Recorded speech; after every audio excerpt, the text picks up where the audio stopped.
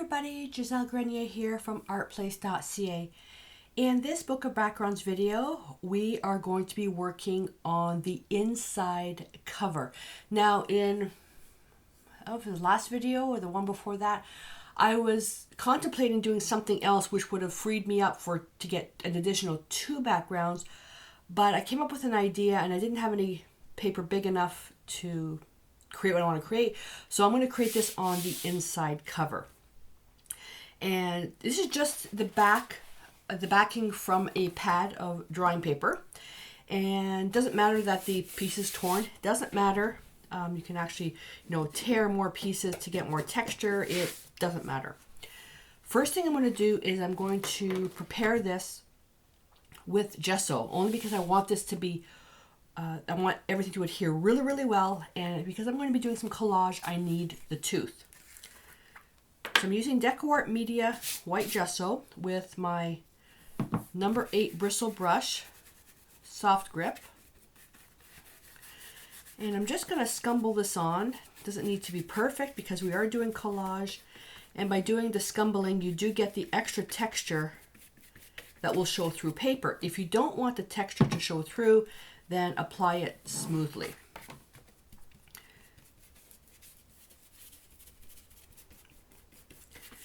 And this goes pretty far. I'm not adding any additional water to it because it will just make everything take longer to dry, because the moisture will sit inside the cardboard. Now the other way that you can apply the gesso is by using a palette knife. So you can take a palette knife. This comes from the application and texture tool set from DecoArt, and you can apply it this way. And you have a good amount of working time doing it this way, but you can see how much faster you can apply. This works really good if you want a lot of texture, but look, I can flatten it out as well. Continue to scrape. So this is really good for getting that texture. Now in that same kit, let me reach over, in that same kit you get a whole bunch of these. You can also take that, and it's very flexible. You can also use this, see how much it took off? You can also use this on paper. So now we have a very smooth application. There's a, what is that? Oh, there's a little something there. Let me put that in the water. And turn that around. Okay, so palette knife, you can apply that on to get the texture. And I go almost to the very edge, but then I just finish it off with the brush. Depends on the paper too. This cardboard is really bending. Now to save time, I already prepared a piece of cardboard. Now see, as it's drying, I'm going over, and now it's getting all bumpy for the texture. I already prepared a piece that's been dried, just to save some time. And put that in the water, and just getting rid of any bumps. Yeah, so I'll finish this off with a brush. Put that aside, and here's one that I already prepared.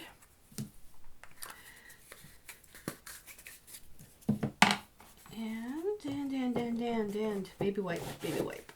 Oh. So to do the collage, you can do this a bunch of different ways, and if you've been following my book of backgrounds, you know, because now we're working on the covers, we're at the end. We're at the end. So you've seen me use decoupage, the Americana decoupage mediums, and the one I'm going to be using is the decoupage matte. You can also, I've used the matte medium. There's a bunch of different things that you can use. The papers I'm going to use, because this is the inside cover, it's not going to be a tremendously embellished piece at the end.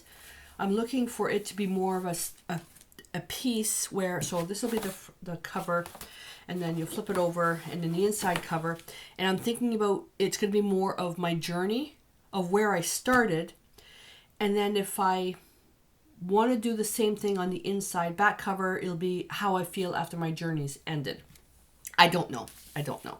So I'm going to make this on the assumption that I am going to do some actual more, instead of 3D embellishments, I'm going to be doing more writing on it. So I'm going to prepare the page for that. So I'm going to be using this scripty paper, and you can see the difference between doing it on a light background versus a dark background. Okay, so that's why it's nice to have your paper white for your support. And this is an easy one to collage because I'm just going to go right to the very edge. And I'm likely going to be using some type of tape to overlap to create my edge. So that's all I'm going to do. And then these folds will disappear. So to do the collage, so I'm using the Americana Decoupage Matte finish, giving it a light shake. Oh, guess what I didn't do? I didn't clean the mouth of the bottle. I do that all the time. Yeah. Do as I say, not as I do. Yick. Oh.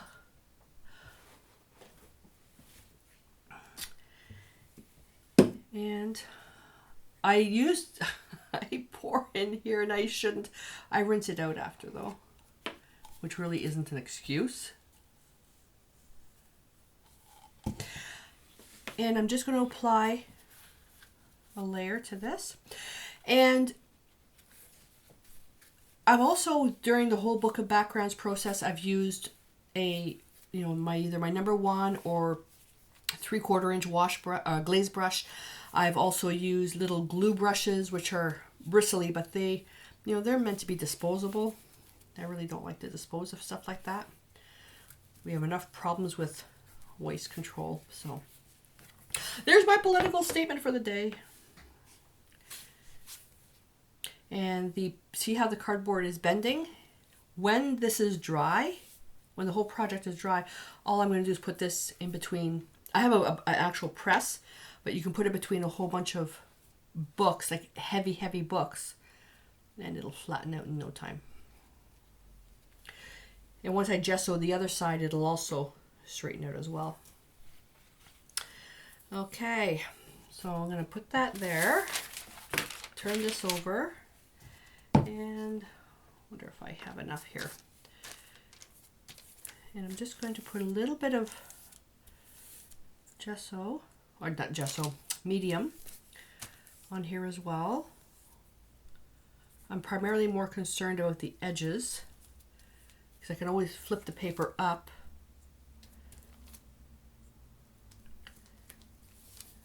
To apply inside here. This stuff is super duper tacky.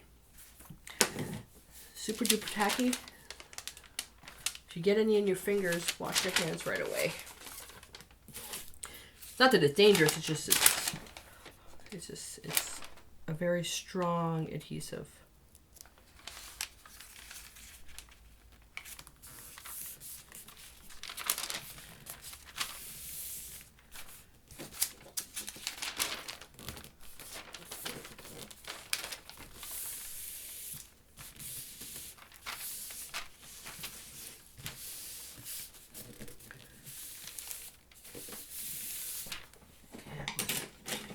Where did I go? What I'm liking about this, because it is flexible. I used to use credit cards, old credit cards to do this, and I actually cut my paper. And I used to use my bone folder. These bone folders are so expensive. I didn't want to take a chance on getting any medium on that. This, and the bone folders are not flexible. This is flexible. It doesn't tear.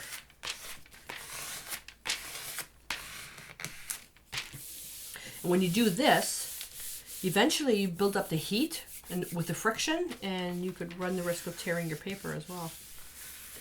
I'm just bending this a little bit, and it works perfect. I have a bump in my paper there. I'm burnishing this really well. And then, when that's dry, I'll apply a layer of medium to the top. It's safe to cut this now. You can wait if you want. I'm going to cut this now because I want to put a little bit of extra glue inside. And oh, that's the other thing. If you have a large cutter, you can also do this and then just run a blade on the edge. Joe's not here, so I can do it. He doesent like it when I handle X-Acto knives. And you can just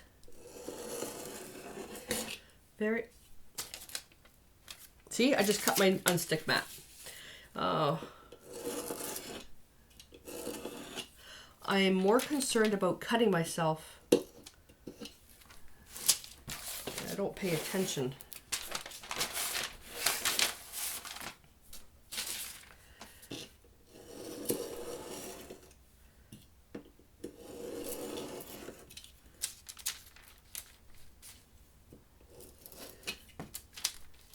I need adult supervision. This is a bit, there we go. So it's our little secret, okay? Our little secret. Yeah, I did a number on my unstick mat. All right. Okay, so there's a little bit more gesso right in here. And that's when you go with a little brush. Put that one in the water. That's when you go with a little brush and you just kind of fill that in, push that down. Like I said, I'm going to be using tape on this as well. I want to put a nice border on it, so I'm not too concerned. That actually did a really nice seal. Yep. This, I'm not going to be able to trim that down because it's too close. But again, like I said, I'm going to be putting tape around. The tape will kind of look like that. So that's finished. So I'm going to take my brush and put it into a little bit of water, blotted it dry. And I'm just going to water that down. And get a nice, not going to saturate the brush. Then I'm just going to apply a super micro thin layer on this. Because we're working with paper, even though it's collage, depending on what you want to do, if you do a lot of rubbing on this, you will tear the paper. And you may find wrinkles in your paper. Who cares? The wrinkles just add character. I love wrinkles in my paper because it just adds texture. There's a bump there. You have to be accepting if you're working with, let's say, pads of, back-to-back pads of paper that they are not perfect, and because of use, they're rough. If you want something perfect, then you'll need to buy something that's manufactured as a book cover. But that's not the purpose of this whole project. We try to use what we have first.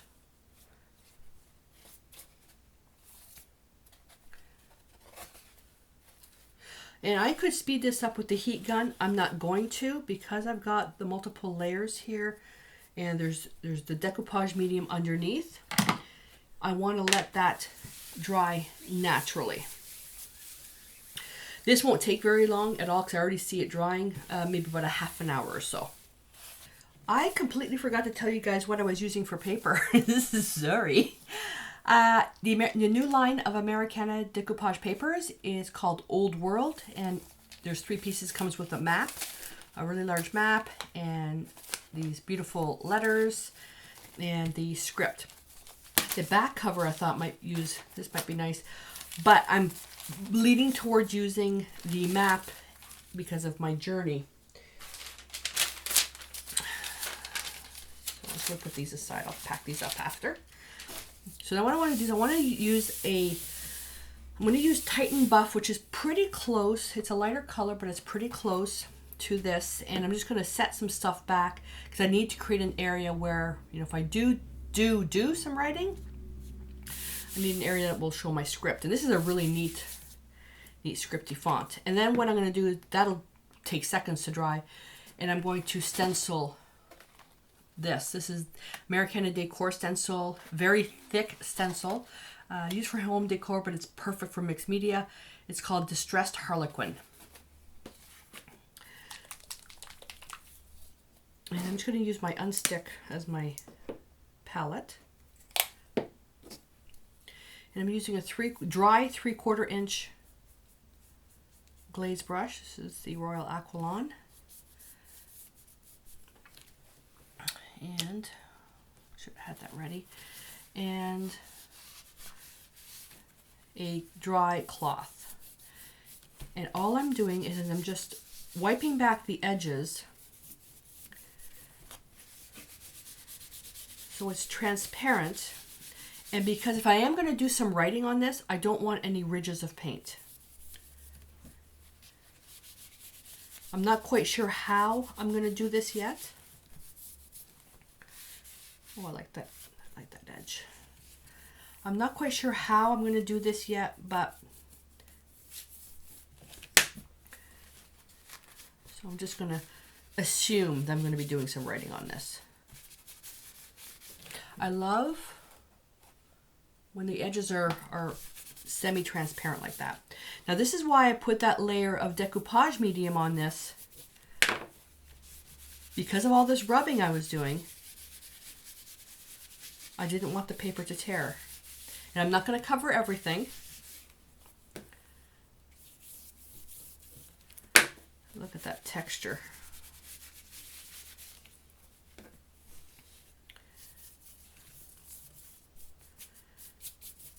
I like that white accent there. We'll leave that visible.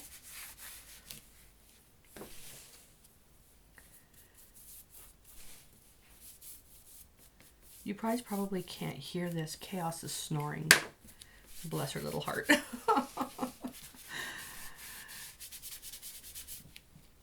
It's 6 degrees outside again. So Joe's going to be going for an extra long walk.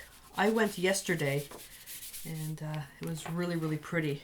I thought, no, I like doing my videos when Mia's out on her walk.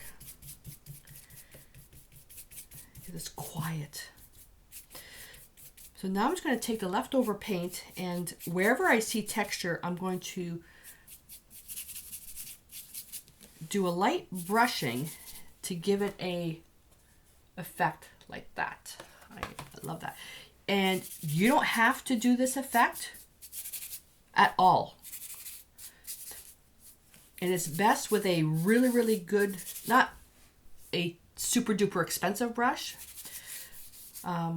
The Aquilon brushes are really good, but they're not inexpensive. They're not overly expensive, but I like them because I can do this with the flat of the brush. And this particular brush is the only brush that I do this with. Not only 3/4 inch glaze, it's this physical brush. And I've got it marked with a little teal dot here.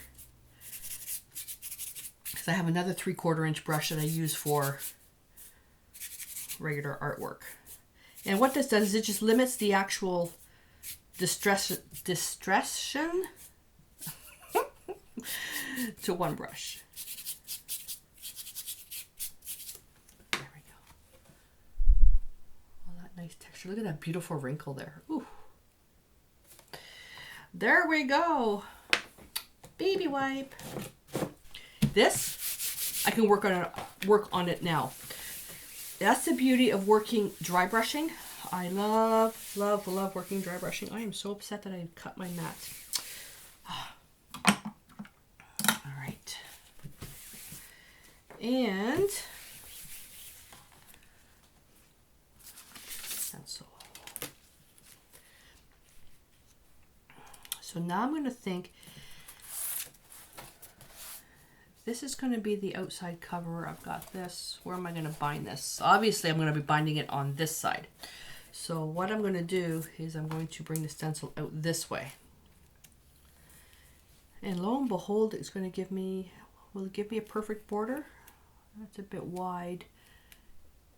If I bring this in a little bit, there we go. Bring that. So I need to put that edge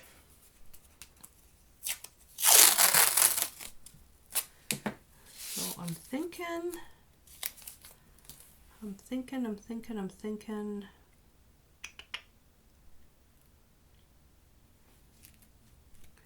yeah, I'm actually going to do it like that.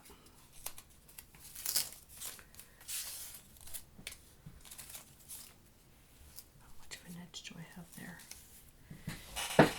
Sorry, I'm just talking myself through this process.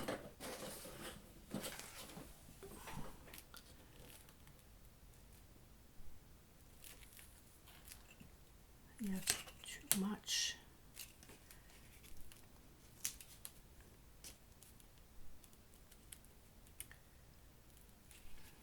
I should want it the other way. Sorry. I'm talking my way through this process.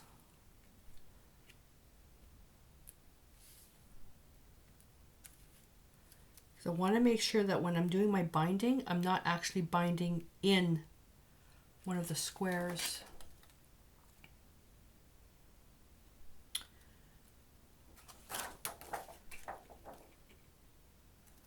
No, that doesn't matter. I was just trying to place this. Sorry. All right, if I want to make sure the stencil fits perfectly.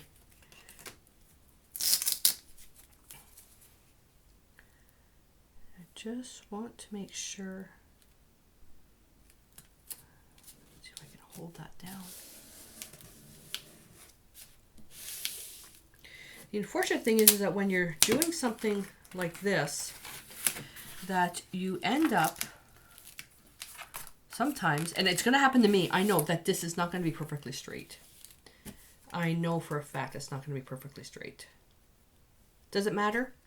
Not for me, it doesn't. I go out of my way to make things imperfect. There's something to be said about doing a good job on something. Then there's something to be what I call being anal about it. Art is supposed to be fun and expressive. You take something that's inside your head and put it down and create something based on that feeling. If you always try to make things absolutely perfect, you'll never get anything done. And you will not find a perfect artist anywhere. I don't care who they are. All artists make mistakes. And you know what? And that's what makes their art so beautiful.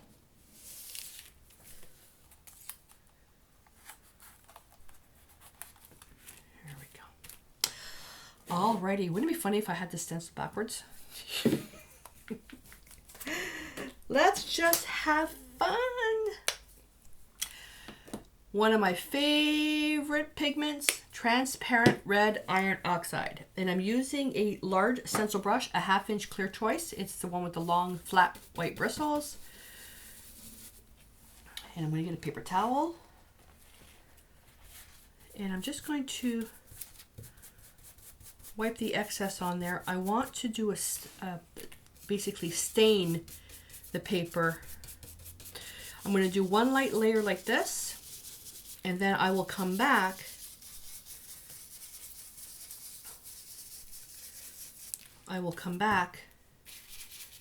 and do another layer on some of the areas.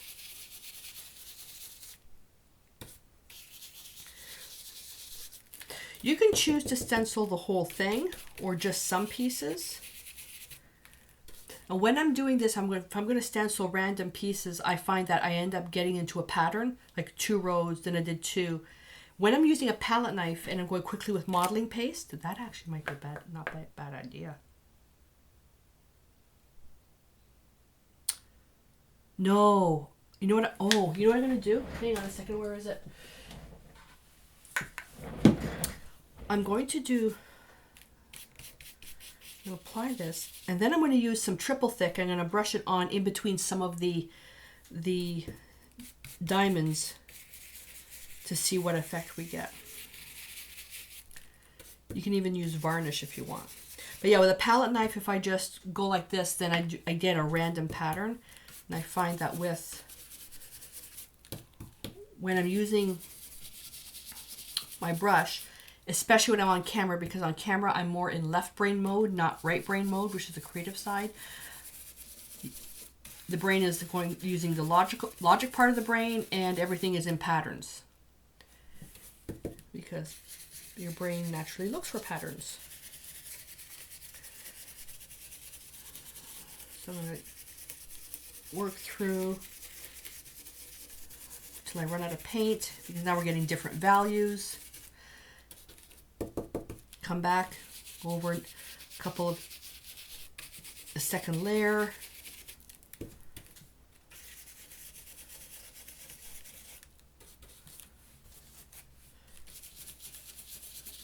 And for this particular design, I do not want any of the paint seeping underneath, which is why I'm using the paper towel. And I want to make sure I can still see the script.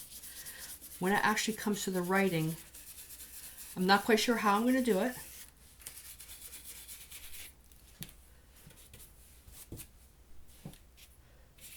And some I can even only do halfway. I can rub out with the baby wipe.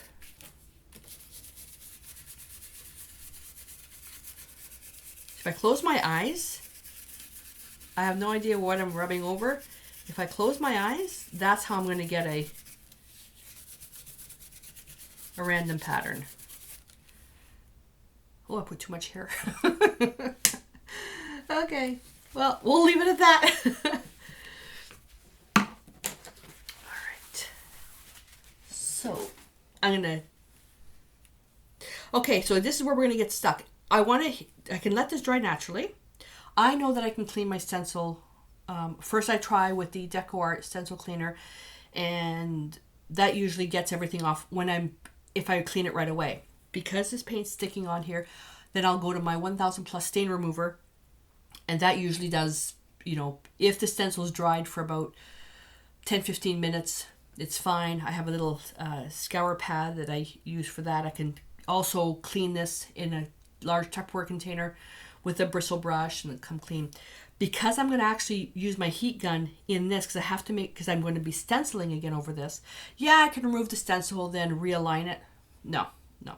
I'm going to just put the heat gun on this a little bit, just for a few seconds, and all I'm going to do is whatever method I use for cleaning that doesn't work, if it doesn't remove everything, just use rubbing alcohol and it comes off perfectly.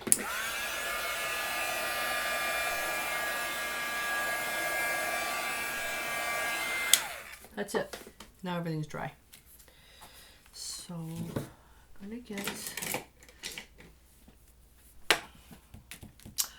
I'm going to do some anyways with the modeling paste. So I'll do a couple squares or a few squares with the modeling paste, and I'll do some with the triple thick.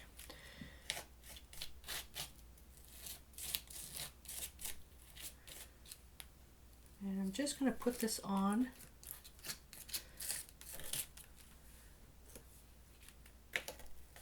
I want to change the palette knife. Do something flatter.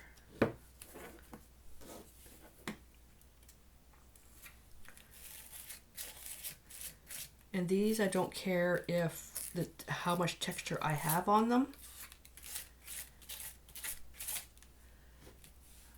The more texture, the better. But I'm not covering everything up.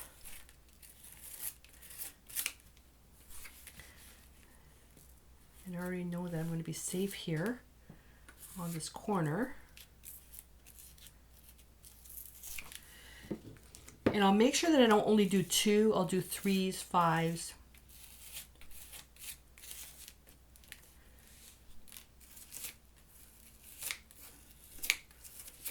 But I'll make sure the pattern is a little bit different.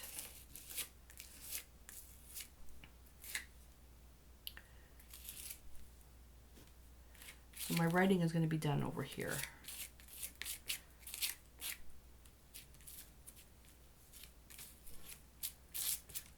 There we go. That takes care of that. And I'll wipe that down. You want to make sure you clean your art tools after using modeling paste. And the triple thick. Liquid glass might be interesting too.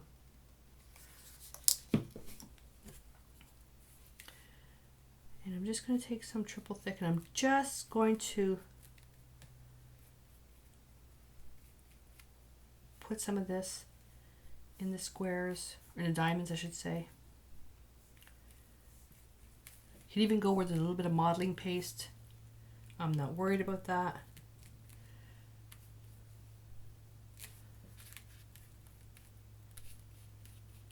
Just going to add a little bit of transparent dimension to this.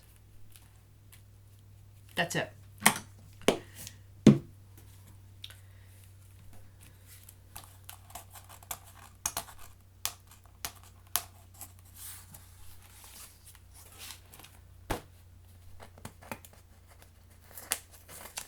And I'm not going to pull that all the way over. I'm going to leave the edge stuck there.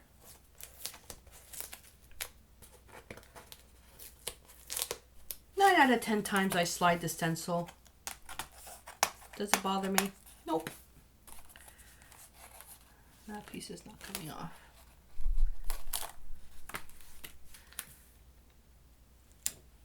There we go. Oh, tore a bit of the tape. Oh, this is even better. All right, I'm going to put that over here. Let me just quickly do this.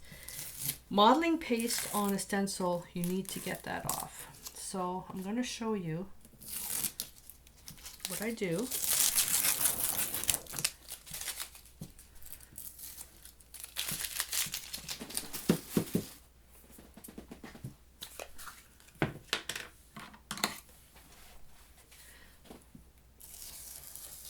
Normally I would do this with an actual journal underneath, or a piece of canvas or something. That way I can just use the same pattern.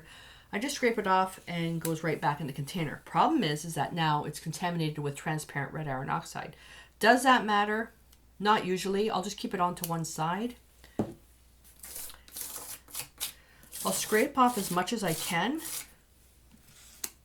I mean, if you want to keep your container really, really clean, then, like I said, you just put it onto another journal. I'll remove the excess with a baby wipe. Rotating the baby wipe. See, the stencil is pretty well coming clean just with that. And now as I'm doing this, some of the medium's got on the unstick, so it's holding the stencil in place. I will have to clean the back as well.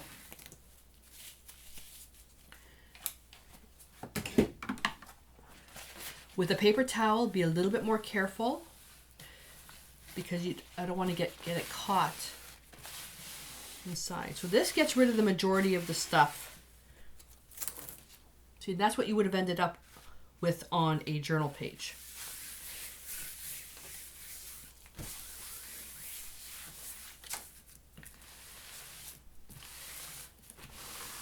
There we go. Alrighty, so that's the quick way of cleaning it, and then when I'm done, I'll just spend more time doing the actual proper cleaning. And if you don't have a kitty cat in your house, or you're able to close your studio door, just have a big container. Those big, large, the gift wrap roll clear boxes are really good. Fill it with water and just throw your stencil in there. That way it will not have a chance to dry. That's the best way of doing it. I used to be able to do that, but now Chaos will literally just claw my door to get in. So I can't do that. Okay, so let's just rip the rest of this tape off. And I'm going to get my diamond-shaped palette knife.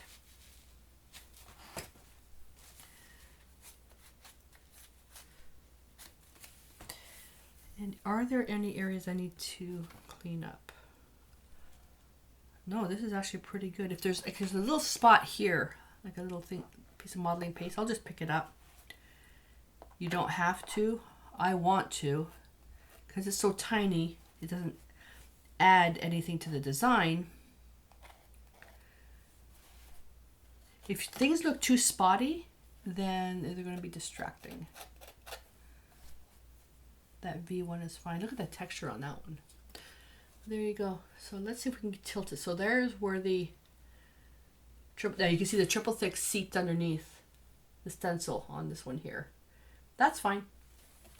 And now I've got this area set for writing. So when it actually comes time to do the writing, what I may do is at phase 2, which is the dug portion of the project, is I may even push this further back with some more Titan buff to really set this back. But look at that. So if I set this back a little bit further, then it'll kind of just blend right into the rest of the piece. That's it. So I'll let this dry for this probably, a couple of hours. But because this is actually going into a book of backgrounds, which is being prepared for the actual art portion, I will let this dry in my drying rack, just like this, for 24 hours before actually putting it with the rest of the backgrounds, just to make sure. All right, so that's it. It's done. I hope you got some ideas on what you can do just for a simple background that was super easy to do. I will leave you with that. If you would love to share a picture with me, you can either email it to me or better yet, post it in our private Facebook group. Links to both of those are available at artplace.ca. So let me know what you think. Comment below. Give me a thumbs up if you like to see more book of backgrounds being done, and subscribe to the channel if you haven't done so already so you don't miss out on anything. All right, cleaning up and getting ready to do I think now I'm going to be working on the inside back cover of the book. Then the 2 covers are being done in one video, and then we're finished. It's been a long ride, and I'm really excited to get to the second phase of the project. So hope you enjoyed this, and I will see you in the next video. Stay inspired.